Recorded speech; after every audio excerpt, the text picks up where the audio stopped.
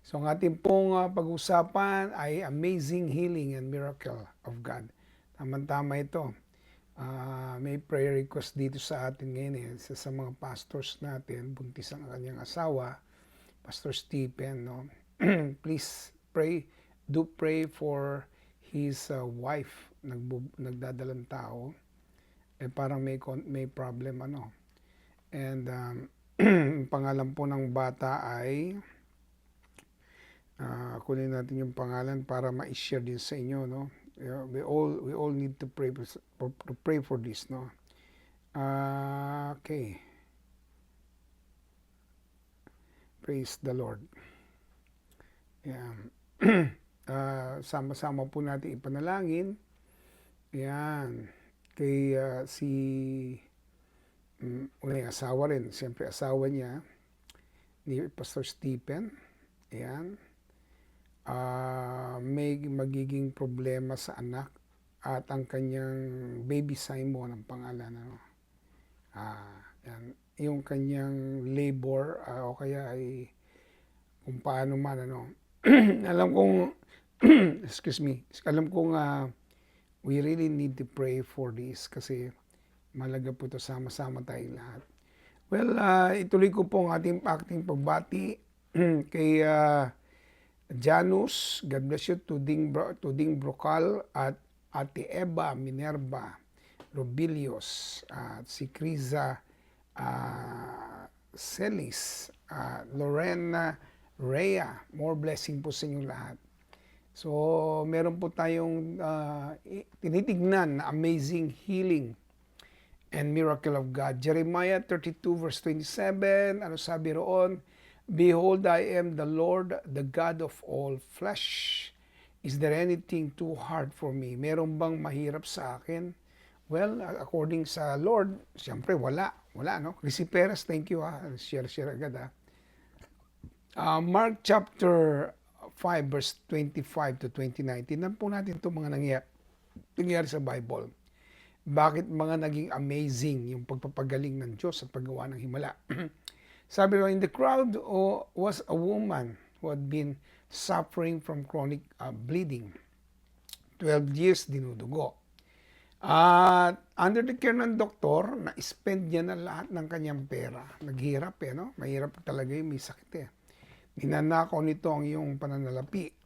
Pero siyempre, kaya nga andyan ang Panginoon. So, bago ko po ituloy, Rev. Esper, God bless you, si Rochelle Alandero, Edward de la Cruz, Evelyn Rabi or Ate Belen, Catherine Magudatu, at salamat po sa inyong mga pagbati ng magandang umaga. And then, naubos hindi na siya natutulungan. Actually, naging worse pa nga ang nangyari. Hindi naman masama ang magpa-doktor, hindi naman masama ang pumunta sa medisina. Kaya lang, sometimes hindi nila talaga alam kung anong gagawin, kung anong dapat mangyari. Now, narinig niya tungkol sa Panginoong Hesus. She heard about Jesus Christ and she came from behind the crowd. Nasa likod siya, no? Tapos, and touched the clothes ni Jesus Christ. Siguro sa dami ng mga taong nandoon, naisip niya sa ilalim na lang ako at siya ay gumapang. Yan. Gumapang na lang po siya. Pagkagapang niya, sabi niya, mahawakan ko lang ang damit ng ating Panginoon. Mahawakan ko lang. No? Ako'y gagaling. Yan, her bleeding stopped immediately. She felt cured from her illness. Bigla siyang gumaling. Yan. Praise God.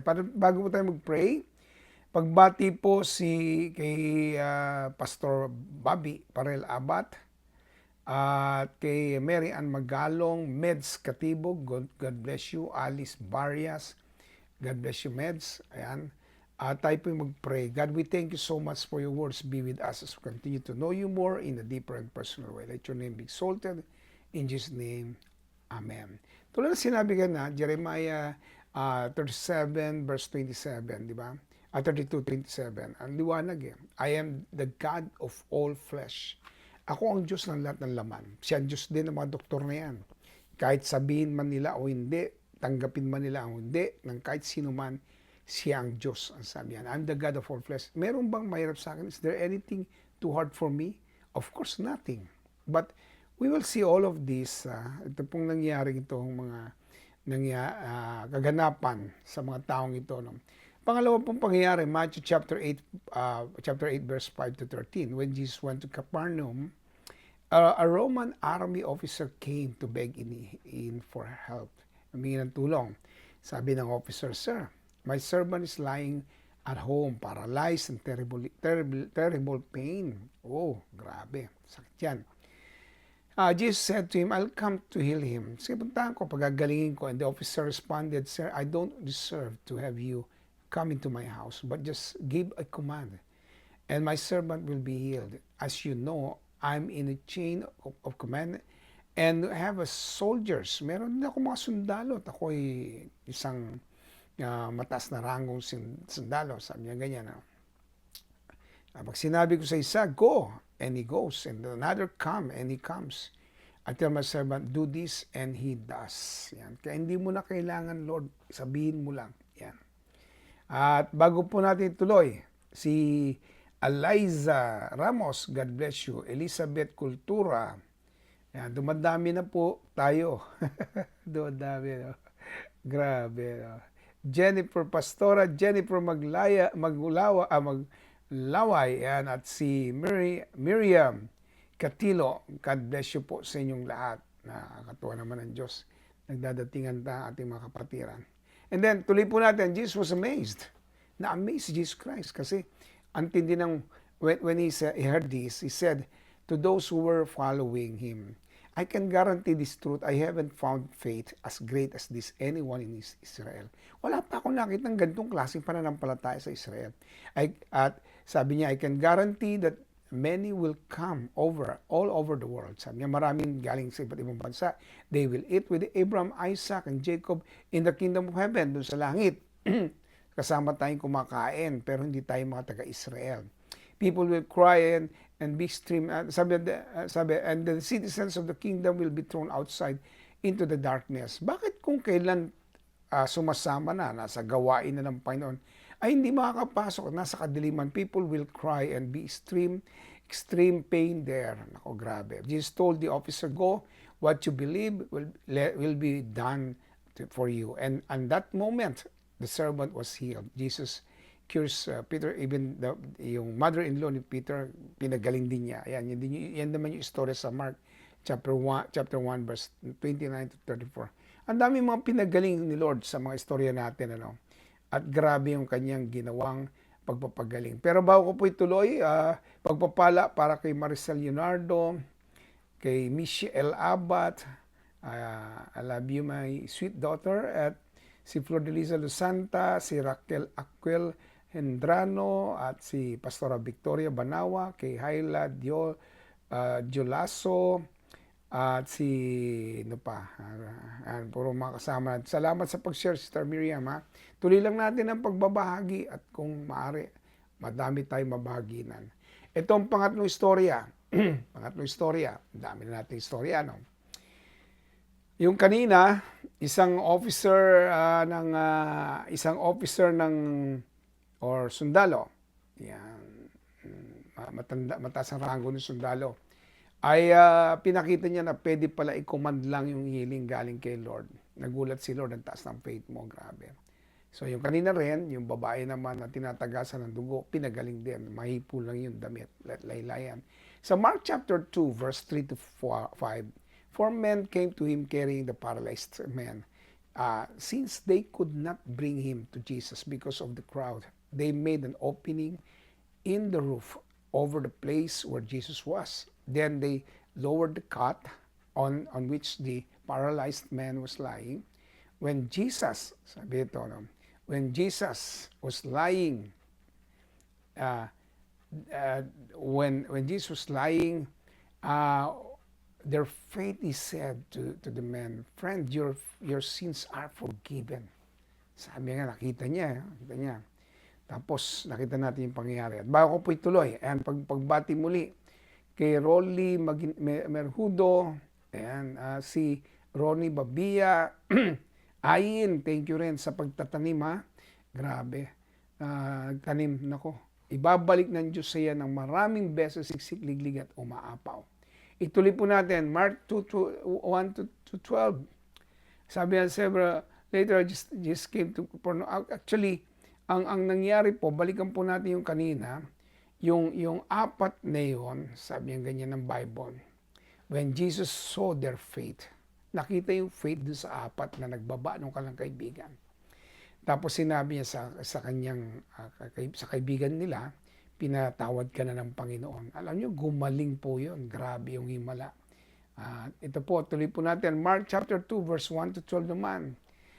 Several days later, Jesus came back to Capernaum. The report went out that he was home. Many people that gathered there was no room left, even in front of the door. Jesus was speaking God's word to them. At ito po yung karugtong ng binabasa natin. 4 men, ito po yung 4 men kanina na binabanggit. Ito po yung pinaka-story niya. Came to him carrying a paralyzed man. Since they could not bring him to Jesus because of the crowd, they made an opening in the roof. Binuksan nila yung roof over the place where Jesus was. Then they lowered the cot and on which the paralyzed man was lying. When Jesus saw their faith, he said to the man, "Friend, your sins are forgiven." Sabi niya, pinatawad ka na ng Diyos. Yan. Pastor Ami, God bless you. Pag tinignan po natin, sabi niya, some experts, may mga eksperto no, na Moses teaching were sitting there. They thought, why does he talk this way? He's dishonoring God. Hindi niya pinululhati ang Diyos, no? Who besides God can forgive, sabi niya. Kasi sino pwede magpatawad? Diyos lang naman. At once Jesus knew inwardly what they were thinking, he asked them, why do you have these thoughts? Is it easier to say to this paralyzed man, your sins are forgiven, or to say, get up, pick up your cot, and walk? I want you to know that the Son of Man has authority on earth to forgive sins. Pwede ako magpatawad. Pwede akong gumawa ng bagay na yan. Anong meron dito sa mga istoryang ito? Sobrang ganda. Sobrang tindi ng mga himala. Sobrang grabe yung nakikita natin. Ano pong meron dito? Pag tinignan po natin, then said to the paralyzed man, I'm telling you to get up, pick up your cot, and go home. The man got up immediately.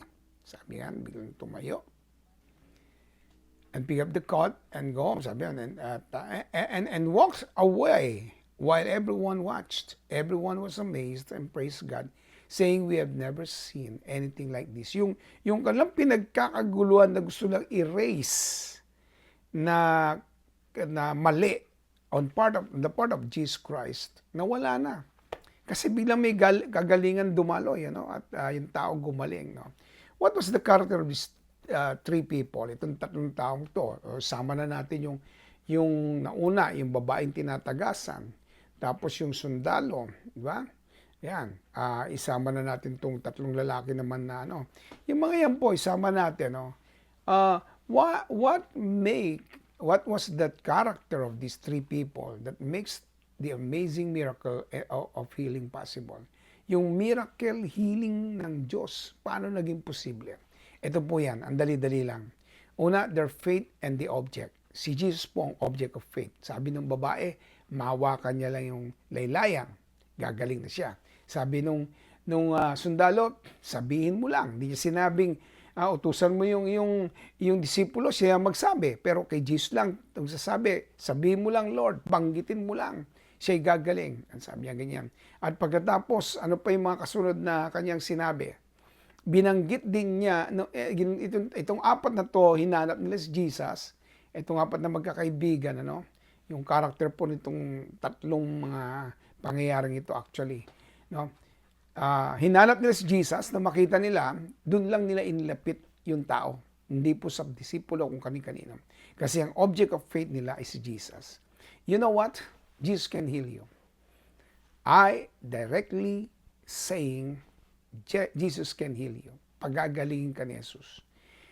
Kailangan mo lang sa Kanya magtiwala. Sa Kanya ka lang tumingin. Sa Kanya ka lang dapat nakatitig sa Kanya ka lang dapat nakatingin, nakatuon. Pagagalingin ka ni Jesus. Sinasabi ko sa iyo.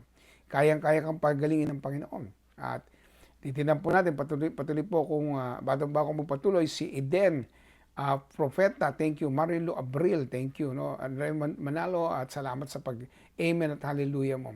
Sa oras na ito, pinagagaling ka ng Panginoon. Just have faith. Narinig natin yung tatlong pangyayari sa Biblia. At sa tatlong pangyayari yon, ang karakteristik po ng mga pangyayari, they all believe, they all would like to see Jesus Christ. They would like to give or to bring yung sickness nila sa harapan ni Jesus Christ. Now, hindi tayo pupunta ng Israel, but I tell you, Jesus everywhere. He said, if there are 2 or 3 that gathers in my name, I will be at the midst of them. Andit na doon po sa kalagitnaan ang Panginoon sa mga pagtitipon. No? Sabi niya, I think Matthew chapter 18, di ba? Verse 18 to 19. Kasama natin ang Diyos. Andiyan lang siya sa paligid natin. Katulad nag-uusap tayo ngayon, kasama natin ang Panginoon. Andi dito po ang Panginoon. At siya dapat ang maging object ng ating pag-uusap, object na kung saan siya po ang dapat may taas. Pinagagaling ka na ng Panginoon. Yang panalakit ng iyong mga kamay, katawan, puso, ulo, bituka, dugo, at kung ano-ano pang part ng katawan mo, pinagagaling ka ni Jesus. In Jesus' name, you are healed. I declare it. In Jesus' mighty name, you are healed. Ayan. Bago ko po ituloy, pagbati po kila Liza Mutar, Sister Angie, si Pastora Victoria Banawa, yan, Pastora Loida Duenas Lontok, God bless you. Nagpapagaling po ang Lord. At kung kayo po ay tumatanggap ngayon at naisip nyo meron kayong kasambahay na may sakit, nako, tanggapin nyo ang anointing sa inyong mga kamay, sa inyong pagkatao, at yung anointing po ng healing power ng God, dadalhin nyo doon. Ano? The object of their faith is Jesus. Our faith is from the Word of God. We heard it tonight or this morning. Diyan sa Pilipinas, narinig nyo to, kayo po ay pinagagaling ng ating Panginoon. Hallelujah. You receive it, you believe it. Believe it, and you will receive it. Yan. Pangalawa, they put their faith into action. Kumilos sila eh. Yung babae, sabi niya, mawaan ko lang laylayan. Yung centurion, lumapit po kay Jesus Christ at nakipag-usap at sinabi niya, itong ginagawa ko, mas matinding kaya mong gawin. Utusan mo lang, gagaling na. At yung 4, dinala talaga nila. Well, put everything in action. If you believe it now, rise up and walk. Ha? Tindig, tayo. Pinagagaling ka ng Diyos. No? Yung bagay na hindi mo nagagawa, gawin mo na ngayon. Pinagagaling ka ng Diyos. Pinalilinaw niya ang iyong mga mata. Binibigyan ka ng kagalingan. Inaalis niya ang sakit karamdaman. You are being healed by the Lord. Put it in action. Tumayo ka dyan, magpuri sa Diyos, magpasalamat sapagkat ikaw ay pinagagaling ng Lord. At pangatlo, they expected, ito pong matindi sa lahat, they expected the manifestation of an amazing miracle of healing. Ayan. Ini-expect na nila na mayroong manifestation. Just like me right now, I am expecting. May mga pinagagaling sa inyo ngayon ng ating Panginoon. I am expecting. God, manifestation of healing is flowing upon each one of you because I'm serving God. I know and I believe you are healed right now. Ikaw ay pinagagaling ng Panginoon. Hallelujah. In Jesus' name. In Jesus' name, receive it. Receive it in Jesus' mighty name. Hallelujah. Ayan. Praise God. Pagbati rin kay Pastora Lea Panganiban Alad. God bless you po. At sa oras na ito, hayaan niyo po akong manalangin sa inyo ngayong oras na ito. No? At siyempre, ituloy lang natin. Doing an amazing healing and miracle is God's expertise. Expertise po ng Lord yan eh. Yung doing amazing miracle healing actually. Yung miracle healing, si expert ang Diyos dyan. Trust Him because He knows what to do. Alam niya ang kanyang gagawin. You should just believe it. May pinagagaling sa likod. Tanggal na yung pain at the back. Yes. Hallelujah. Bago po mag-pray, pagbati lang po kay Riziel Oliva, kay Rolly Alonte Mehudo, yan. Kay Angela Batung, God bless you. Kay Pastor Jaime Mangubat, more blessings sa inyo. Mirna Castor, God bless you po. Ayan, tayo po'y manalangin. So, Lord, I declare your power. And I want everyone to see this. Expert ka dito, Lord. Expert ka. Matindi ka dito. Kaya mo magpagaling. God, in Jesus' name, release your mighty touch. Release your healing touch. Release your power. Release your love, your glory, Lord. Release from head to foot. Pinagagaling in Jesus' mighty name ang mga kapatid ko sa Panginoon, maranasan nila ang kompletong kagalingan na nanggagaling sa iyo, Lord. From head to foot, touch the body, healing power, God Almighty. At sa baby, Panginoon, at sa asawa mismo ni Stephen at sa kanyang baby, God, touch that body, heal everyone, healing flow, Shakora bakarabakanda. Si Joyce, pinagagaling ng Panginoon at ang kanyang baby na tiyan, healing flow. God Almighty, let your healing be upon each one right now. Lahat, bawat isa pinagagaling ng Panginoon, maranasan ang kagalingang nanggagaling sa Panginoon sa pangalan ng Jesus. Sa bawat isa, let the healing touch of God flow. Rabakaramashyanda. Let it flow.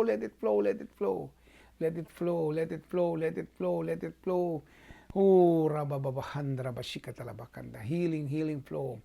Healing God, healing of God flow. Right now, kagalingan ng gagaling sa Panginoon, dumaloy ka sa bawat isa. Salamat po, Ma. Salamat sa iyong kagalingan, sa iyong kapangyarihan. As we give you all the praise, the honor, and the glory in Jesus' name. Amen. Ako, salamat po ng marami sa inyong oras at sa inyong panahon. Alam kong may ginawa ang Diyos. Alam kong may tinanggap tayo sa Kanya. May pagpapagaling, pagkilos niya na dumaloy sa ating lahat. God bless po. Ako, salamat po sa inyong oras at panahon. Kayo po'y pinagpala. Yes, amen. Oh, hallelujah. Ayan, sabi ni Riziel Oliva, healing flow for Ma'am Onizel. Ayan, Quinto.